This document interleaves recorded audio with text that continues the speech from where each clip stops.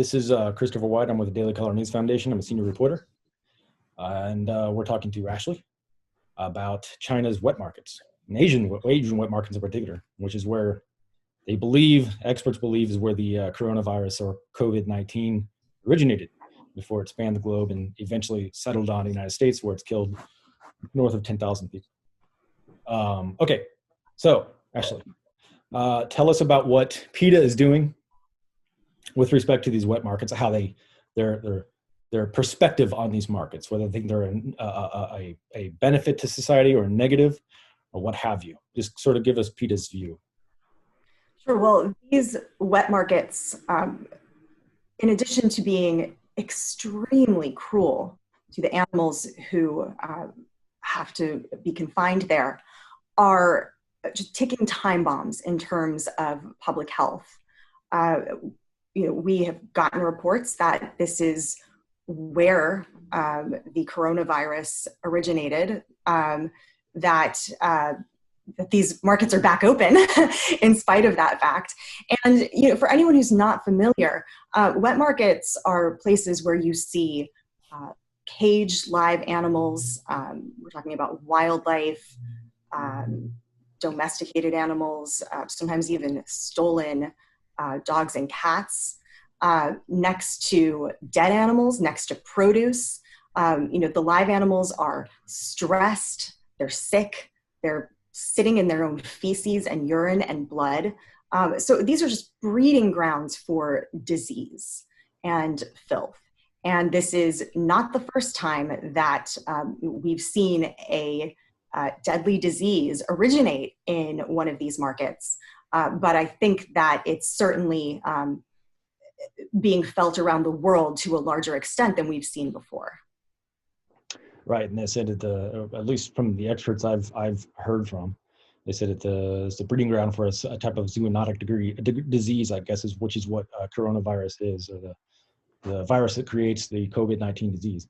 That where you put animals in very stressful situations, and all of their different DNAs kind of come into a very toxic, I guess, concoction along with with human beings' DNA, and creates this rabid virus. And I guess it's precisely. And I think we can all relate to the fact that we know that stress hurts your immune system. Mm-hmm. In a stressful situation, it damages your immune system. And these animals are in one of the most stressful situations you can imagine. You have wild animals who've been captured and caged in these places, or who've come out of extremely stressful situations on farms where they're being bred. They're confined, they're packed together, they're sick, they're dirty, and they're amid the chaos of this market. So those are already filthy, dangerous conditions. When you add the stress to that, these animals are going to get sick, and they can pass that disease on to other animals, to human beings. And it's thought that this was passed from animal to animal and eventually onto humans. So, these are dangerous places. And this is absolutely not the first time that we've seen diseases come out of these markets that have threatened human health. Does PETA do a lot of research about these kinds of things in terms of, what kind of research does it rely on for some of the animals that are being sold in these wet markets? I know there's some wolf cubs and dogs, and I guess civet cats and bats, I guess, to some extent, and certain kinds of reptiles. But what kind of information do you have? Does PETA have a lot of information with respect to the different kinds of animals and what they do at these wet markets? I've seen videos online from the Hunan wet market, which is, I guess, the most visibly present wet market in China, in Wuhan, that sells these kinds of things. And I've seen videos, of course, where they're boiling dogs alive and skinning them. So what kind of does PETA rely on any kind of information? Can you fill that in more in terms of the kind of animals that they're selling and what they're doing to those animals at the market? Well, PETA Asia Pacific has investigated these markets firsthand and researched them in a wide variety of countries. And you will find a vast array of species in these markets, ranging from wild animals, threatened, endangered animals, um, like pangolins, which people say that a pangolin may have been the intermediary between bats and human beings. They're one of the most trafficked animals in the world. You see animals like chickens, like pigs, who are more familiar to us in the U.S. as animals, who are sold for food. But we know that avian flu and H1N1 came from animals like this, and then you'll even see animals like dogs and cats. Many of them are stolen companion animals, sometimes with their collars still on. You see all of these animals, sometimes wildlife, domesticated animals, packed together, crowded together in small cages, just stressed to the hilt, sick, sitting in their own feces, blood, urine, and as you mentioned, very often being subjected to, violence of being killed right there in front of each other, just adding to the stress and terror. So these are very, these places are hell for animals. And I think it's important to note that as much as the wet markets in China are really grabbing headlines right now, it is alarming that these markets exist around the world, including right here in New York City where I live. We have over 80 markets, not selling cats and dogs, but selling other types of animals. And you see the same blood and filth and risk of disease. And it's absurd that that hasn't been addressed in light of this pandemic. The fact that we have these markets here open and operating right here in the US when we are dealing with this public health crisis that was caused at a wet market. It's really just unthinkable that this is happening, not just in other countries, but right here around us. Right. Switching gears somewhat,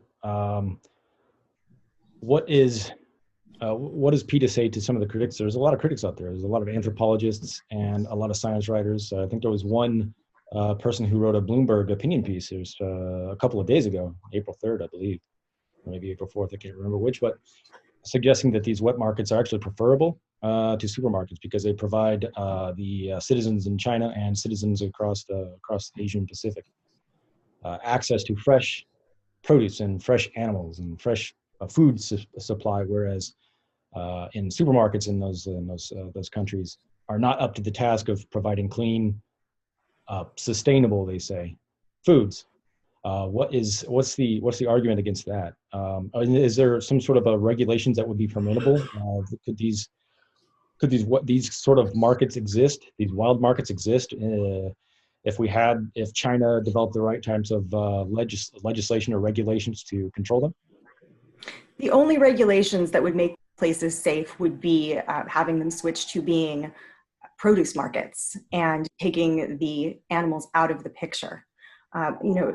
We are all for markets selling fresh produce and fresh plant-based foods, but to equate a wet market selling sick animals, endangered animals, and even stolen family dogs to a sustainable source of fresh food is absurd. These markets are putting the communities where they are located at extreme risk. And now, as we're seeing, they're putting the world at risk of disease. So to suggest that in their present form, they are anything but dangerous is really reckless. And if the governments want to take action and require these markets to start operating as fresh produce markets, they could benefit their communities and take away the risk of starting another global pandemic. But as they exist now, selling live animals who are bleeding and defecating and getting sick next to fresh produce, they are a threat to the communities that they're located in and to the entire world. And we really, can't give them a pass for any reason. Okay, so moving from that to what can be done about this. So I know the PETA is trying to lean on the World Health Organization to apply some pressure on China and Beijing in particular to end these markets for good. Yes. What there's been reports here recently that the World Health Organization is tied pretty closely to China. What is PETA and other animal rights activist groups? I'm not going to leave them out of the approach as well.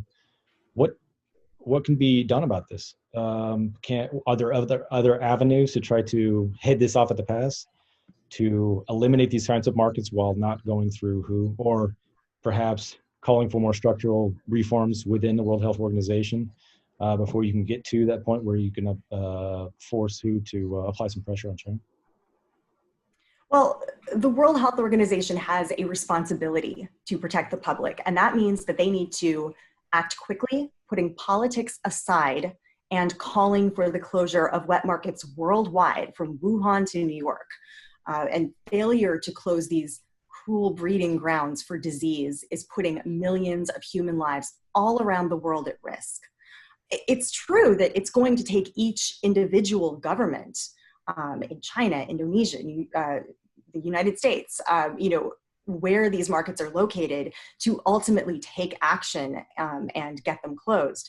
But the World Health Organization is the agency that the entire world is looking to for guidance on this. Their recommendations are taken seriously, and it's reprehensible that they haven't recommended that all live markets be permanently shut down when they have so much influence. We know that this is where this pandemic started, and as long as these markets are remaining open, the world is at risk of seeing another pandemic started while we're still dealing with this one. Mm-hmm. What do you think that people are not focusing in on that they should be focusing in on wet markets? Because I've heard we're hearing a whole lot more about it, of course, with coronavirus being the issue du jour right now. Well, what do you think the media is not focusing in that they should be focusing in? That's a great question. I think that the media has largely missed the fact that while these markets are indeed a huge problem in China and in several other Asian countries, that they are open across the world, including right here in the United States. And as I said before, right here in New York City, where there are over 80 of them open and operating right now. I think we need to be talking about the fact that these pose an enormous risk to the public, as does any operation where you have animals tightly confined, packed together, living in their own filth, getting sick. And so that could be a wet market in Wuhan, or it could be a chicken factory farm in Arkansas. But we've really let these issues go on too long and ignored the enormous risk posed to public health by these operations that confine and cage animals in their own filth and then serve them to the public for consumption. It is a huge problem worldwide, and we're seeing the effect of that now. We could end up seeing something much worse if we don't deal with it. All right. Well, thank you very much. I don't really have anything else to offer in terms of questions here. Thanks for taking the time out of your life. Of course, it looks like you're probably doing what everyone else is doing. Social distancing, working from home. I think we all are. I mean, thank you for covering this issue. It's really not getting enough attention. When you consider the fact that, again, that this is at the root of this global pandemic that we are all feeling the effects of right now.